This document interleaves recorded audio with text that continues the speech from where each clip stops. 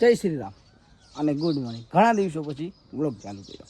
તો આજે છે બીજ, એટલા માટે આપણે જવાનું છે માતાજીના મંદિરે દર્શન કરવા માટે.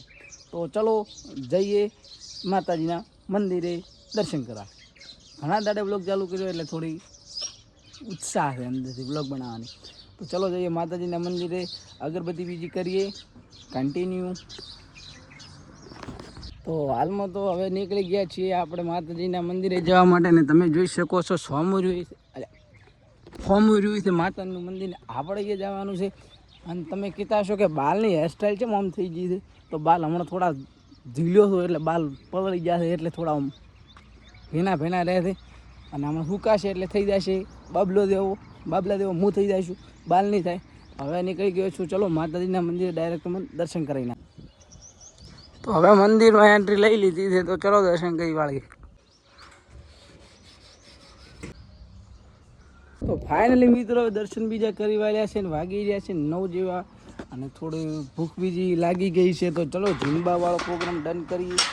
પહેલું ઘરે જઈને થોડું જીમી લઈએ અને પછી કન્ટિન્યુ કરીએ બ્લોગ. તમે જોઈ શકો છો આ ગટરનું પાણી છે અને ધીમે ધીમે હવે તળાવ ખણાઈ ગયું છે આખું વખતે. અને હવે થોડા દિવસોમાં ત્યાંથી નર્મદામાંથી પાણી આવી જશે અને આ તળાવ ખૂબ જ વિશાળ ભરાઈ જશે.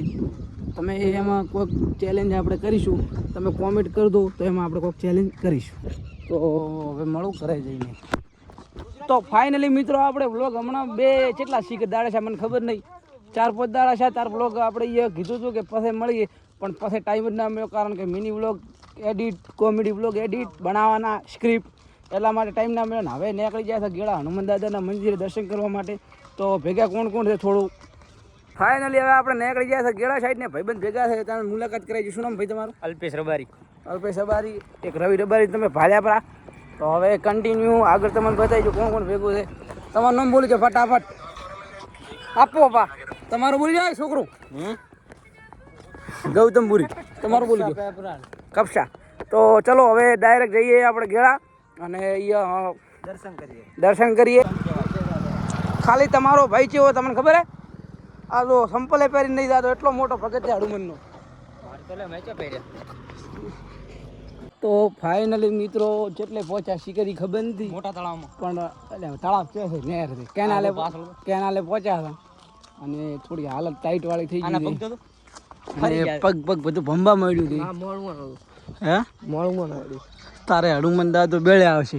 છોકરી હાલ છે પેલા ખોળે, એટલે પેલા ખોડે હાલ છે છોકરો અનાર આવી છે નવી.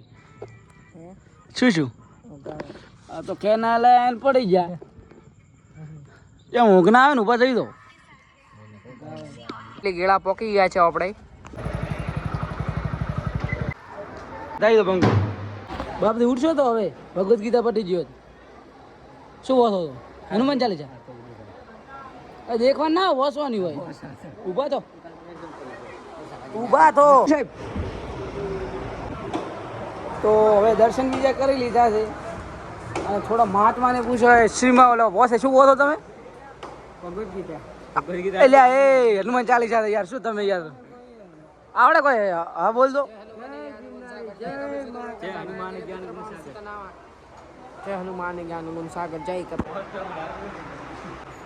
પૂરી ગયા તમે પહોંચો ને કેવી મજા આવી, ફિલિંગ કેવી આવી?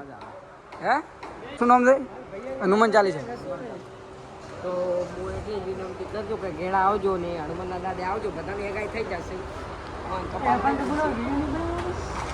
શું ગણી જોઈ પટી ગયું તમે આયા હો તો તમે પણ. તો ભાઈ હમણાં હનુમાન ચાલીસા ઓછી અમે પણ ઓછી, પણ ભાઈની ભક્તિ અલગ હતી. આ તો હમણાં ઉઠાઈ જવાના કે હનુમાન દાદાને પ્રસન્ન કરીને ઉઠો. ભાઈ શેની પરીક્ષા આલવાની તમારે? બોલો, ક્લિયર કરાવી છે પરીક્ષા, બોલો ખાલી. તો હવે ફાઇનલી ગેળાથી વળતા પણ હેડતા આવ્યા અને હવે બેસી ગયા હતા. અમારા પેપરા એટલે પહોંચી ગયા હતા. હાલત શું કહેવા માંગો તમે? કંટાળી ગયા. પટ્યું તમારે? પટી જાય બધા. ઓલા ભાઈએ પટી જાય. તો આજના વ્લોગમાં એટલું. વ્લોગ પસંદ આવ્યો હોય લાઈક, ફોલો, શેર, કોમેન્ટ જે કરવું એ કરો. સબસ્ક્રાઈબ કરો. બાય.